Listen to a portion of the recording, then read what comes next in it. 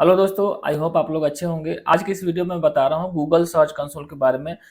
Google search console क्या होता है और अपनी वेबसाइट गूगल सर्च कंसोल में कैसे ऐड करते हैं, प्लस गूगल सर्च कंसोल के अंदर जो डिफरेंट जो ऑप्शंस होते हैं उन ऑप्शंस को समझना। जैसे देखिए ये सारे ऑप्शंस हैं, ये सारे ऑप्शन को समझना। तो देखिए मेरे पास एक वेबसाइट है, मैं उसको लाइव पहले ऐड करके दिखाऊंगा और ऐड करने के बाद मैं सारे ऑप्शन को भी बताऊंगा।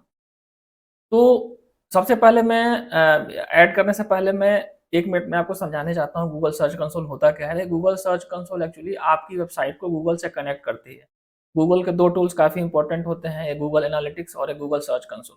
गूगल एनालिटिक्स आपकी वेबसाइट पे यूजर्स कैसे आते हैं, उनका क्या बिहेव होता है, मतलब बस यूजर बिहेवियर को गूगल एनालिटिक्स दिखाता है। फॉर एग्जांपल आपकी वेबसाइट है और मैं आपकी वेबसाइट पे आया तो मेरा लोकेशन बताएगा, मैं कितने देर रुका वो भी बता देगा, इसके बाद कहाँ-कहाँ मैं किन कौन से पेजेस पे गया आप ये भी ट्रैक कर सकते हैं। तो यूज़र के बिहेवियर को गूगल एनालिटिक्स के थ्रू ट्रैक कर लेते हैं।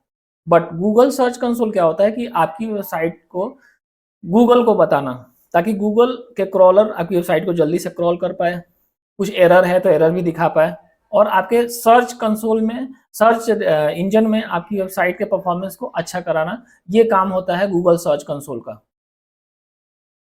तो गूगल सर्च कंसोल में कैसे वेबसाइट को ऐड करते हैं, एक्चुअली एक्चुअली ये वेबसाइट एडेड तो है, बट मैं आपको बताने जा रहा हूँ कि गूगल सर्च कंसोल में इस वेबसाइट को कैसे ऐड करते हैं। तो इसके लिए मैं एक दूसरी आईडी से ऐड कर रहा हूँ और इस वेबसाइट को, तो आपको इजीली समझ में आ जाएगा। देखिए सबसे पहले इसको ऐड करने के लिए आपको गूगल में सिर्फ सिंपली आपको लिखना है Google search console. Google search console आपको सिंपली इसमें लिखना है और इसमें जाना है। इसके बाद देखिए स्टार्ट नाउ है, स्टार्ट नाउ पे जाना है एंड देन यहाँ से आपको ऐड प्रॉपर्टी पे जाना है। ऐड प्रॉपर्टी पे जैसे ही जाएंगे आपके पास 2 ऑप्शन होगा, एक डोमेन और एक यूआरएल प्रीफिक्स। डोमेन पे एक्चुअली आपको आपकी एक डोमेन का सब डोमेन या फिर जो भी है, जैसे xyz.com है तो blog.xyz.com, तो उसको भी अगर आप लेना चाहते हैं तो इसमें बहुत सारी चीज़ें हैं। HTTPS के में भी कोई यूआरएल है, उस पे भी काम करेगा। तो एक्चुअली ये एक डोमेन के अंदर जो कुछ भी है वो सबको ट्रैक कर लेगा ये। बट इसके लिए डीएनएस वेरिफिकेशन की जरूरत पड़ती है, और आपकी वेबसाइट अगर सिंपल है तो ये इसकी कोई जरूरत नहीं है। वैसे भी ये नया ऑप्शन आया है। आप यूआरएल प्रीफिक्स से जाइए, इससे आपकी वेबसाइट का ईजीएस्ट वे में हो जाएगा। तो इसमें एक्चुअली आपकी वेबसाइट को क्या करना है कि इस वेबसाइट में आपकी वेबसाइट का इस ऑप्शन में यहाँ पे आपकी वेबसाइट की यूआरएल को डालना है। तो मेरी वेबसाइट ये वाली है, गाड़ी वाली न्यूज़.com। तो इसको डालना है, तो यहाँ से बस कॉपी करना है, कॉपी करके और इसमें आपको डाल देना है, पेस्ट कर देना है एक्चुअली। इसके बाद कंटिन्यू करना है। जैसे ही कंटिन्यू करेंगे देखिए आपको ऑप्शन दिखाएगा, एक तरह से ये 5 ऑप्शन देता है शायद। हाँ देखिए, ये एक through HTML file, second HTML tag, third Google analytics, fourth Google tag manager और फिफ्थ डोमेन नेम प्रोवाइडर। ये 5 ऑप्शन है, इनके थ्रू आप इसको वेरीफाई करते हैं। एक्चुअली गूगल को वेरीफाई करना है कि आपकी वेबसाइट है कि नहीं है। तो देखिए एक तो एचटीएमएल फाइल है, यहाँ से आपको सिर्फ फाइल को डाउनलोड कर लेना है और उसको पब्लिक एचटीएमएल में ऐड कर देना है। तो ऐसे भी आप कर सकते हैं अगर आप चाहते हैं तो। और गूगल एनालिटिक्स अगर पहले से है तो वो तो डायरेक्टली उसी अकाउंट से होगा, जो आपका जीमेल है उसी से गूगल एनालिटिक्स अगर लिंक है तो सिंपली गूगल एनालिटिक्स के थ्रू वो वेरीफाइड हो जाएगा। गूगल टैग मैनेजर तो आपको पता ही है कि जैसे कोई शॉपिंग वेबसाइट होती है या कोई बड़ी वेबसाइट होती है जिसके लिए पीपीसी वगैरह बहुत ज़्यादा चलता है, एक्चुअली एक एक चीज़ को ट्रैक करने के लिए वेबसाइट में कोड डालने होते हैं। तो अगर वेबसाइट में सारे कोड डाल देंगे तो वेबसाइट काफ़ी हैवी हो जाती है, तो इसलिए गूगल टैग मैनेजर यूज़ करते हैं। तो जनरली जो बड़ी बड़ी साइट्स होती है वही उन्हीं पर टैग मैनेजर यूज होता है, तभी वेबसाइट पर शायद नहीं होगा, नहीं तो आप इजीली अगर है तो कर सकते हैं। डोमेन नेम प्रोवाइडर से भी आप कर सकते हैं, डीएनएस रिकॉर्ड वगैरह में जाके आपको चेंज करना पड़ेगा। बट मैं आपको सबसे आसान वाला ना बता दूं ताकि आप इजीली कर लें। तो देखिए सबसे आसान वाला ये है Google tag, HTML tag. HTML tag में आपको यहाँ पे जाना है और यहाँ से आपको कॉपी कर लेना है। ठीक है, आपने कोड यहाँ से कॉपी कर लिया। कोड कॉपी करने के बाद अपनी वेबसाइट के, अगर आपकी वेबसाइट वर्डप्रेस में है तो इसका डैशबोर्ड में चला जाना है, या फिर आपकी वेबसाइट किसी में भी है आपको एक्चुअली हेडर में जाना है। ठीक है ना, तो वर्डप्रेस में आपको हेडर में जाने के लिए अपीयरेंस में, इसके बाद थीम फाइल एडिटर में जाना है। ठीक है, थीम फाइल एडिटर में जाने के बाद आपको यहाँ से सर्च करना है header.php। देखिए header.php ये है। header.php में जाने के बाद आपको यहाँ से देखिए हेड यहाँ से स्टार्ट हो रहा है और यहाँ पे हेड क्लोज हो रहा है, फिर यहाँ से बॉडी स्टार्ट हो रहा है। ये देखिए ये क्या कह रहा है, आपको एक बार फिर से दिखाता हूँ। ये कह रहा है कि the file should be in the Meta tag should be in between head section के बीच में होना चाहिए and before the first body section. इसका मतलब ये हुआ कि ये जो बॉडी सेक्शन है यहाँ से स्टार्ट हो रहा है ना, तो ये हेड यहाँ पे क्लोज हो रहा है, तो इसके ऊपर हम इसे ऐड कर देंगे यहाँ से ऐसे करके और पेस्ट कर देना है। पेस्ट करने के बाद यहाँ से अपडेट फाइल कर देंगे। आप जैसे ही अपडेट करेंगे तो अभी मैं दिखा रहा हूँ कि अपडेट मैंने यहाँ से कर दिया। इसके बाद यहाँ से वेरीफाई कर लीजिए, सिंपल। देखिए वेरीफाइड हो जाएगी। हाँ देखिए वेरीफाइड हो गई। अब मैं गो टू प्रॉपर्टी में चला जाता हूँ। अब देखिए ये मैं आ गया यहाँ पे और ये सारा मतलब एक तरह से आपने अपनी वेबसाइट को इसमें गूगल सर्च कंसोल में ऐड कर दिया। एक ये ऑप्शन था। अगर अगर आपको कोडिंग वोडिंग में जाने में थोड़ी सी वो प्रॉब्लम सी हो रही है कि क्या पता कुछ कोड वोड इधर उधर हो जाए, तो आप जो भी इसके लिए एसईओ टूल यूज करते हैं ना, उस टूल के थ्रू भी जा सकते हैं। जैसे कि अगर आप योस्ट प्लगइन यूज कर रहे हैं, रैंक मैथ एसईओ कर रहे हैं, तो यहाँ भी जाके आप यहाँ से भी कर सकते हैं। जैसे देखिए यहाँ पे मैं आपको दिखा रहा हूँ ऑप्शन कहाँ पे होता है।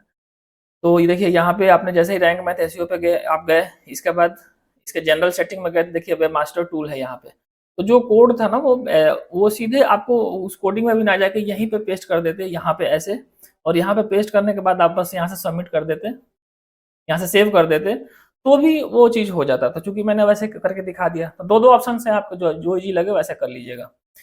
तो इस तरह से आपका गूगल सर्च कंसोल में आपकी वेबसाइट ऐड हो गई। तो दोस्तों जब आप सर्च कंसोल में वेबसाइट को सबमिट कर देंगे सक्सेसफुली, उसके बाद जब आप इसमें लॉगिन होंगे तो पहले प्रोसेसिंग डेटा करके दिखाएगा और 2-3 दिनों के बाद वो सारा कुछ ठीक हो जाएगा। चूँकि गूगल सर्च कंसोल में डेटा को दिखाने के लिए आपकी वेबसाइट पे पहले जो लोग आ रहे हैं उनको मॉनिटर तो करेगा। पहले मतलब ये तो देखेगा कितने क्लिक्स हुए हैं, क्या-क्या, तभी तो उसके पास डेटा आएगा, तभी तो आपको कुछ दिखा पाएगा ना। तो ऑब्वियसली आप समझ सकते हैं इस चीज़ को, तो 2-3 दिनों का टाइम लगता है। बट चूँकि मैं पहले से इसको इंस्टॉल कर रखा हूँ, तो मेरे पास डेटा है, तो मैं इस डेटा को आपको एक्सप्लेन कर रहा हूँ। दोस्तों सबसे पहले ओवरव्यू का ऑप्शन आता है। ओवरव्यू का मतलब कि जो भी मेन पॉइंट्स है वो सारा कुछ आपको एक पेज पे दिखा देगा। मतलब इसके अंदर ये जो भी बहुत सारे पॉइंट्स आप देख रहे हैं, ये देख रहे हैं कितने सारे पॉइंट्स हैं। तो इन सारे पॉइंट्स में जो मेन चीज़ें हैं उसको ओवरव्यू करके आपको यहाँ पे दिखा रहा है। लाइक अब जैसे आप देख सकते हैं यहाँ परफॉर्मेंस, परफॉर्मेंस कैसा है, डेली कितने क्लिक्स हैं, क्या है, ये सारा कुछ देख सकते हैं। फुल रिपोर्ट पे क्लिक करके आप फुल रिपोर्ट देख सकते हैं। इसके बाद आप इंडेक्सिंग देख सकते हैं, कितने पेजेज इंडेक्स हैं, कितने पेजेज इंडेक्स नहीं हैं, वो सारी चीज़ें आप यहाँ से देख सकते हैं। इसके बाद आप देखिए एक्सपीरियंस देख सकते हैं कि एक्सपीरियंस कैसा है, मतलब क्योंकि एक्सपीरियंस के लिए भी मेरी वेबसाइट पर बहुत सारा डेटा नहीं है।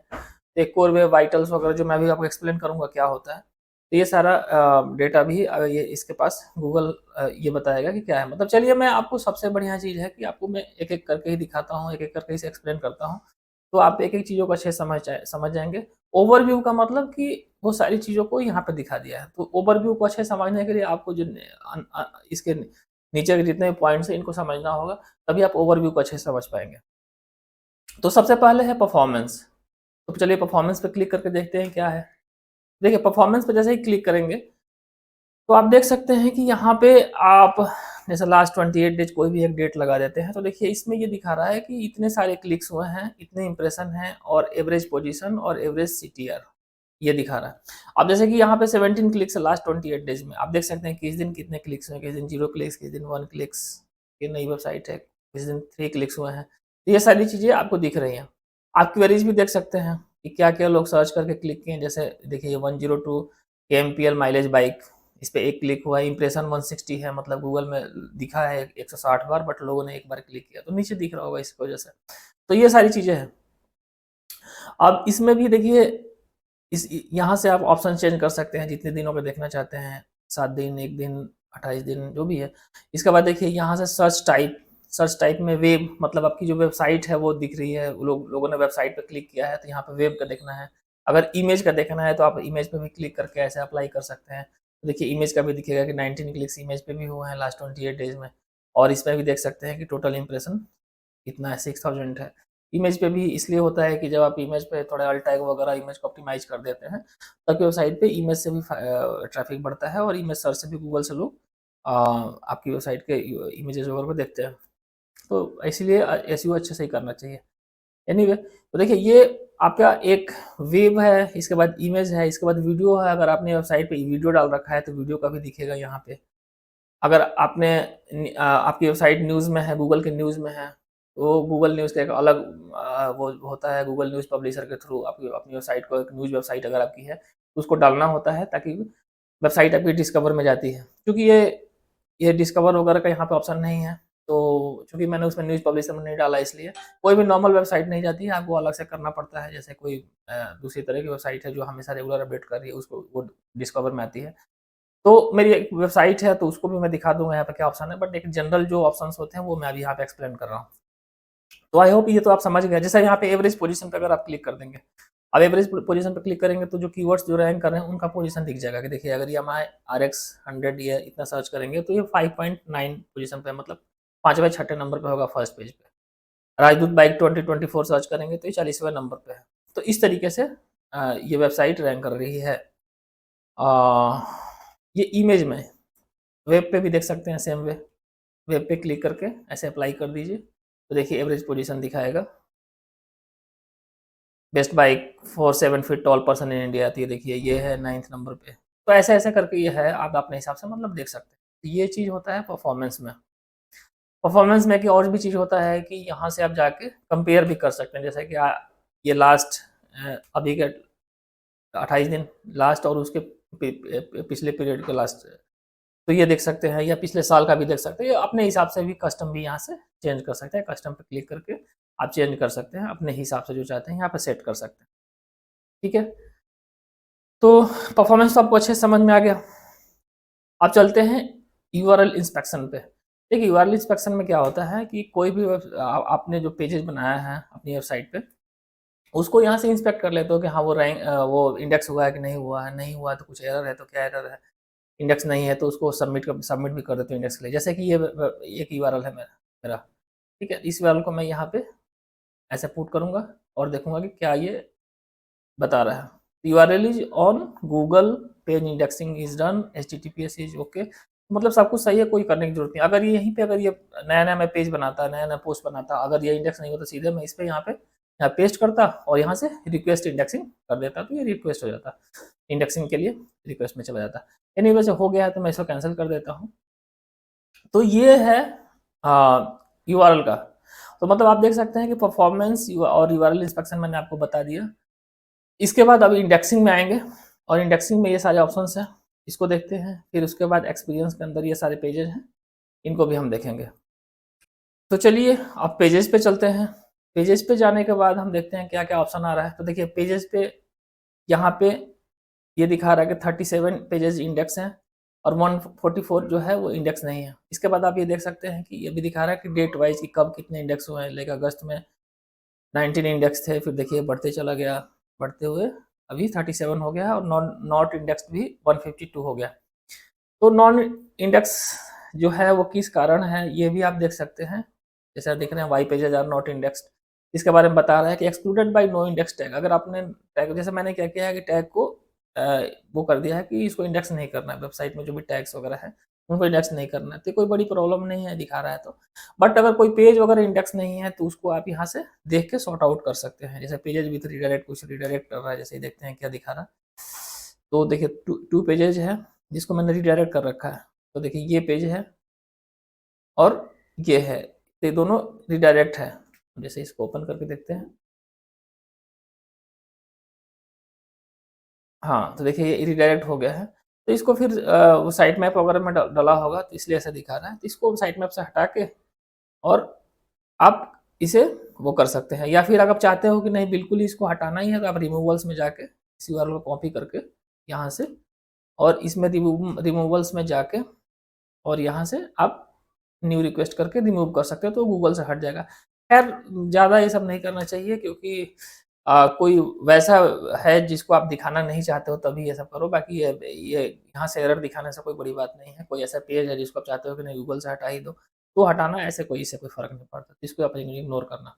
तो एक्चुअली कहने का मतलब ये है कि पेजेस के अंदर ये सारे ऑप्शंस होते हैं। आप देख सकते हैं कि आपका कौन सा पेज ये इंडेक्स नहीं हुआ है, नहीं हुआ है तो क्यों नहीं हुआ है, और वो सारे वो जो एरर्स हैं उसको यहाँ से देख के आप रेक्टिफाई कर सकते हो। जैसे excluded by no index tag, तो क्या पता आपने किसी पेज पे नो इंडेक्स लगा रखा है, इसीलिए वो नहीं हुआ। तो अगर यहाँ से आप देखेंगे तभी तो आपको पता चलेगा, आप देख के उसको ठीक कर सकते हैं। ठीक है, ये आपको समझ में आ गया। सेकंड आते हैं आप साइट मैप्स पे। देखिए साइट मैप्स क्या होता है कि आपकी वेबसाइट के जितने भी पेजेज हैं, पोस्ट हैं, इवन इमेजेस के भी जो यूआरएल्स हैं वो साइट मैप में होते हैं, और वहाँ से गूगल आपकी वेबसाइट को क्रॉल करता है और वहाँ से पेजेज को देख पाता है कि हाँ कौन से पेजेज हैं, और इजीली आपकी वेबसाइट को जल्दी से इंडेक्स कर लेता है। तो साइट मैप जनरली वर्डप्रेस की वेबसाइट में तो बहुत ही आसान है साइट मैप को इनेबल करना। देखिए यहाँ से जैसे मैं इस WP एडमिन में चला जाता हूँ और मैं आपको बताता हूँ कैसे इनेबल करते हैं वर्डप्रेस में।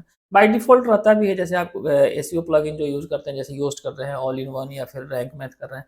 जैसे मैं रैंक मैथ कर रहा हूँ, रैंक मैथ में यहाँ पे जाना है आपको। यहाँ पे जाने के बाद देखिए साइट मैप सेटिंग्स है, साइट मैप सेटिंग में जाके आप देखिए मेरी जो साइट मैप है, यहाँ से इसको ओपन करके दिखाता हूँ। ये ऑलरेडी है, काम कर रहा है साइट मैप। तो बस आपको साइट मैप में ये ऊपर वाला ये कॉपी करना है, साइट मैप अंडरस्कोर जो करके है index.xml, इसको करना है और फिर यहाँ पे जाके आपको ऐसे सबमिट कर देना है, और यहाँ से सबमिट कर देना, जितने भी वाले से आपकी वेबसाइट के हैं उसको गूगल कर लेगा। तो देखिए मैंने इसको पहले ही कर दिया है। तो साइट मैप एक्चुअली यही होता है, इसको करने से आपको ये समझ में आ जाएगा। देखिए जैसे ये है, इसमें डिस्कवर्ड 39 है, पेजेस जितने हैं, वीडियोस नहीं है तो इसलिए 0 दिखा रहा है। तो साइट मैप इसलिए होता है। अगर आपकी वेबसाइट वर्डप्रेस में नहीं है, किसी और प्लेटफॉर्म में है, जैसे कि HTML वगैरह में बनी है, तो उसके लिए भी कर सकते हैं, कोई बड़ी बात नहीं है। आप गूगल में सर्च करना साइट मैप क्रिएटर, जैसे मैं आपको दिखाता हूँ, साइट मैप क्रिएटर या जनरेटर, कुछ भी सर्च करना, देखिए सबसे ऊपर वेबसाइट आएगी। अब आपको क्या करना है कि अपनी वेबसाइट का यूआरएल यहाँ से,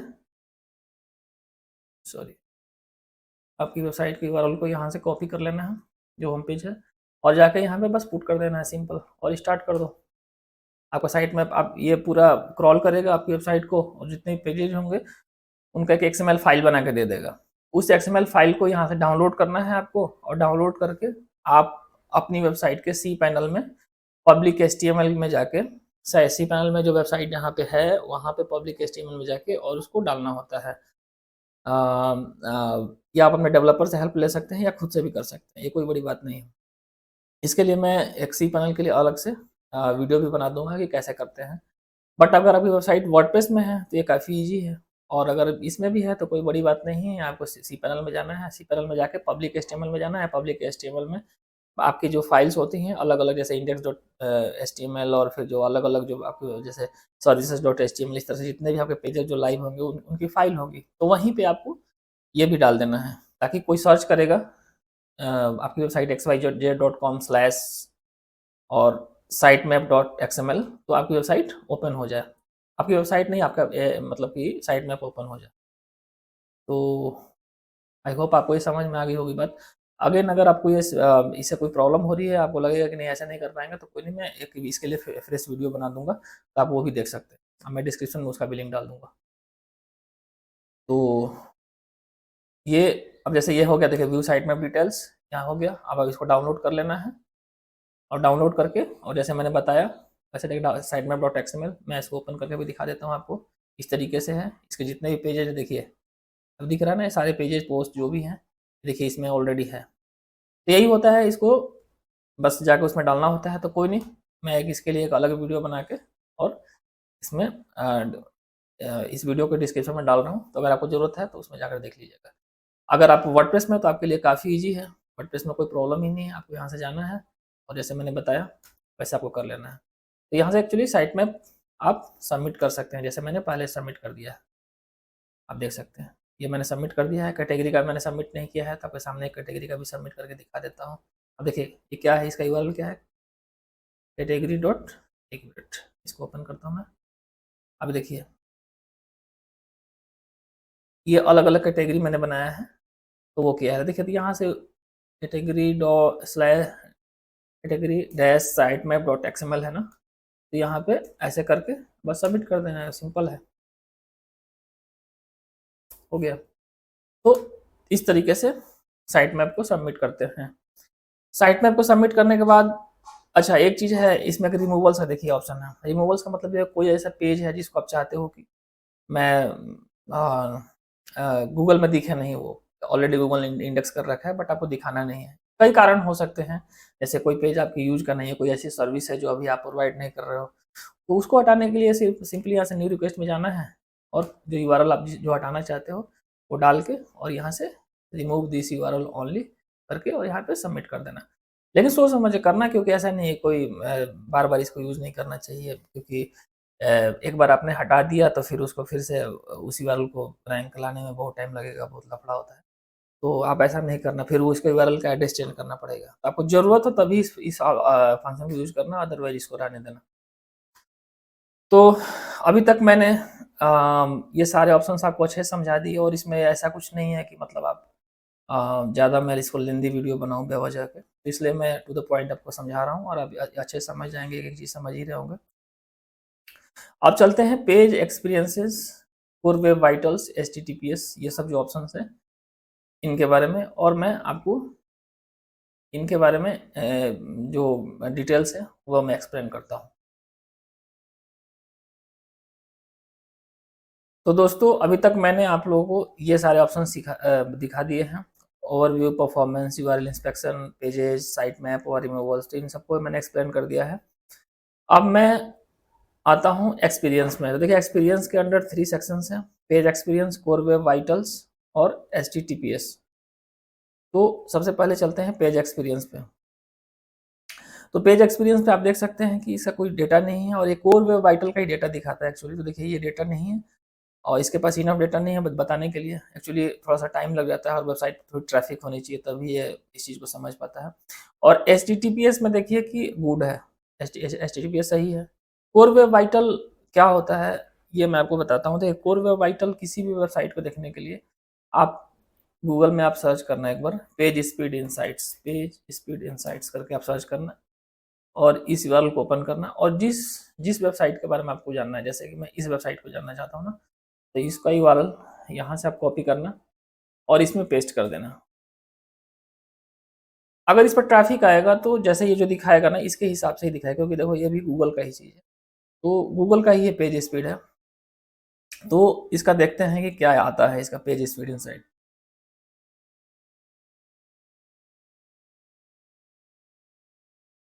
अभी थोड़ा सा टाइम लेगा और ये बताएगा, ये मोबाइल पे भी बताएगा और डेस्कटॉप पे भी बताएगा। देखिए डेस्कटॉप पे भी बताएगा और मोबाइल पे भी तो बताएगा। डेस्कटॉप पे देखते हैं पहले। तो डेस्कटॉप पे देखिए तो परफॉर्मेंस अच्छा ही है, परफॉर्मेंस 100 है, 93, 100 और 92, ये सारे हैं। बट इसका कोर वेब वाइटल्स देखते हैं। ये है कोर वेब वाइटल, इसका एलसीपी, एफसीपी और ये मेन, ये होता है एलसीपी होता है मेन और ये एफसीपी मेन होता है। एलसीपी का मतलब ये हो गया कि जैसे वेबसाइट पे जो मेन कंटेंट है, मेन जो इमेजेस वगैरह है वो उसको ओपन होने में कितना टाइम लग रहा है, इसका 0.3 सेकंड में ही ओपन हो जा रहा है। और ये जो है एफसीपी है, ये ये जैसे फर्स्ट कंटेंटफुल पेन, मतलब कि जो फर्स्ट कंटेंट है वेबसाइट जल्दी से कैसे ओपन हो रही है, कितने टाइम में हो रही है, ये भी आप देख सकते हैं कि ये भी जल्दी ओपन हो रही है, कोई इसमें दिक्कत नहीं है। वेबसाइट बिल्कुल ही इसका डेस्कटॉप पे अच्छा परफॉर्मेंस है, जैसा आप देख सकते हैं। इसका मस्त परफॉर्मेंस है, इसमें कोई दिक्कत नहीं है। मोबाइल में भी जाके देख सकते हैं, मोबाइल में भी देखिए तो आप इसका एफसीपी, एलसीपी, सारा चीज़, ब्लॉकिंग फैक्टर कुछ भी नहीं है, स्पीड इंडेक्स भी सारा कुछ ही ग्रीन ग्रीन है। तो वेबसाइट ये अच्छी है। तो इस तरीके से आप किसी वेबसाइट का देख सकते हैं। और अगर वेबसाइट पर ट्रैफिक है ना तो यहीं पे दिखा देगा कोर वेब वाइटल। अब ये एक्चुअली वेबसाइट ये फ्रेश है इसलिए यहाँ पे नहीं दिखा रहा। अगर आपको कोई प्रॉब्लम हो रही है, अगर यहाँ पे एरर दिखा रहा है मतलब कि एलसीपी हाई है, तो अभी कोर वेब वाइटल वगैरह काफ़ी इंपॉर्टेंट है। एक्चुअली कोर वेब वाइटल इसीलिए होता है कि यूजर एक्सपीरियंस अच्छा हो। अब ऐसा ना हो कि कोई आपकी वेबसाइट पे आ रहा है और वो आपकी वेबसाइट ओपन ही नहीं हो रही है, काफ़ी टाइम लगा रही है, तो फिर गूगल ऐसी वेबसाइटों को ऊपर नहीं दिखा रहा। तो अपडेट भी तो लाते रहता है ना, इसीलिए तो लाता है।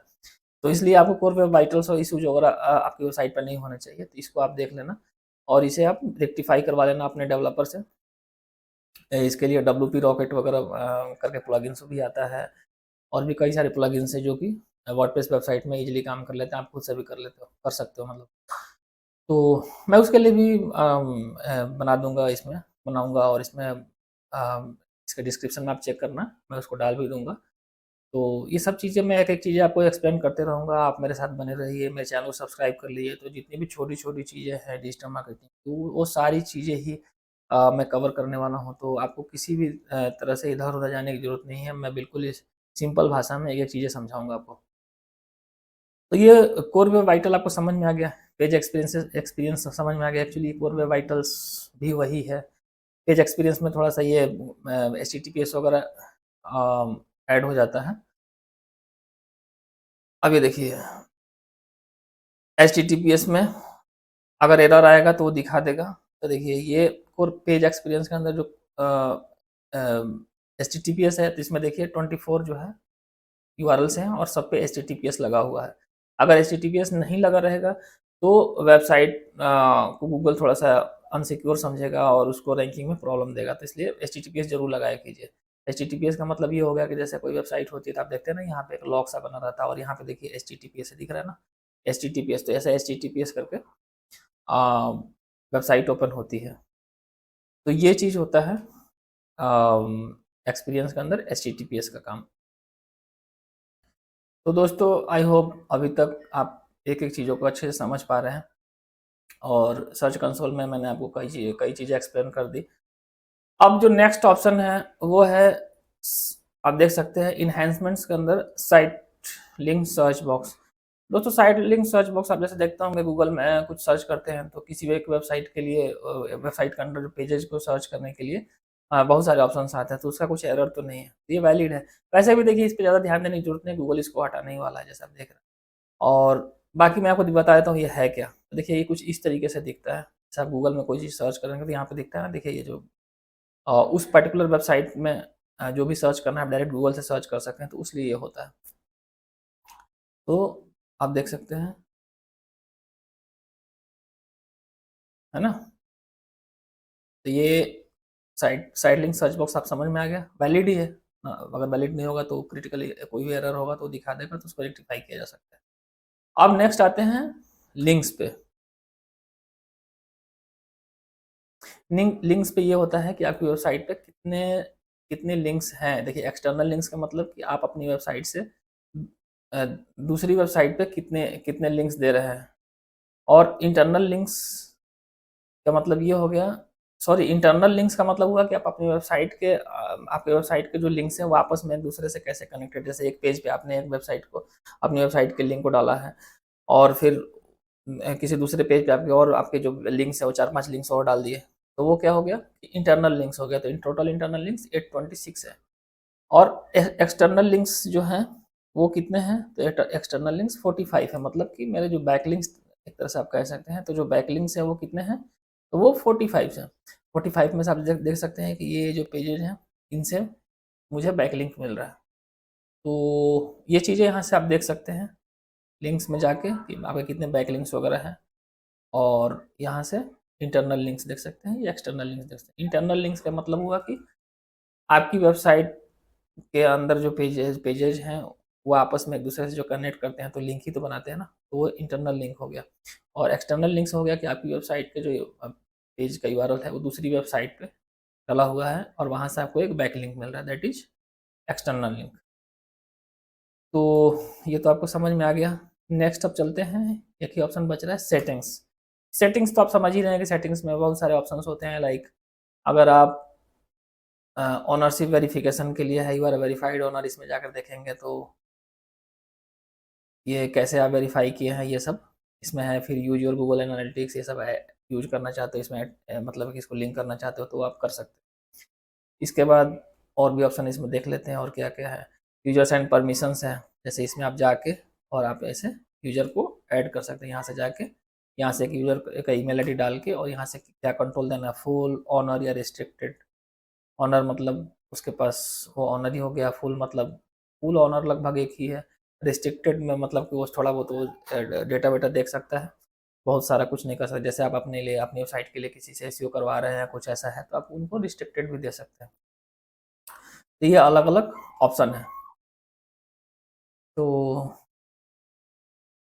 ये तो हो गया। इसके बाद एसोसिएशन, इसमें गूगल एनालिटिक्स मैंने इंस्टॉल कर रखा है तो वो दिख रहा है। और ये देखिए सब robots.txt जो है वो वैलिड है फॉर ऑल स्टेट्स, तो ये सब ऐसे ही है। तो मतलब हो गया ये इसमें जो ऑप्शंस थे। तो एक तरह से गूगल सर्च कंसोल के बारे में मैंने एक-एक पॉइंट आपको मैं एक्सप्लेन कर दिया, और मुझे नहीं लग रहा है कि इसके अलावा और भी कुछ आपको समझने की ज़रूरत है। और ये सारी चीज़ें आप अच्छे से समझ गए गूगल सर्च कंसोल के बारे में, और इससे आपका काम बहुत अच्छे से चलेगा। इसके बाद आप धीरे-धीरे और भी चीज़ें, कोई भी आप समझ सकते हैं, किसी भी चीज़ का कंप्लीट ट्यूटोरियल आप नहीं बोल सकते, होने का तो बहुत कुछ होता है। बट अब आपके सामने जो ऑप्शंस है वो सारे एक-एक ऑप्शन को मैंने बता ही दिया, और सारी चीज़ें तो मैंने कर ही दी। इसके अलावा भी जो कुछ भी होगा वो मैं अपने चैनल पे डालते चला जाऊँगा। आप चैनल को सब्सक्राइब कर लीजिएगा, और कोई आपको क्वेश्चन है तो मेरे से कमेंट सेक्शन में पूछ सकते हैं, मैं उसका रिप्लाई आपको करूँगा। और मैं तमाम वीडियोज़ बनाते रहता हूँ, डिजिटल मार्केटिंग से रिलेटेड ही बनाता हूँ, तो अगर आप डिजिटल मार्केटिंग फील्ड में हैं, तो मेरे चैनल को सब्सक्राइब कर लीजिएगा। Thanks for being here.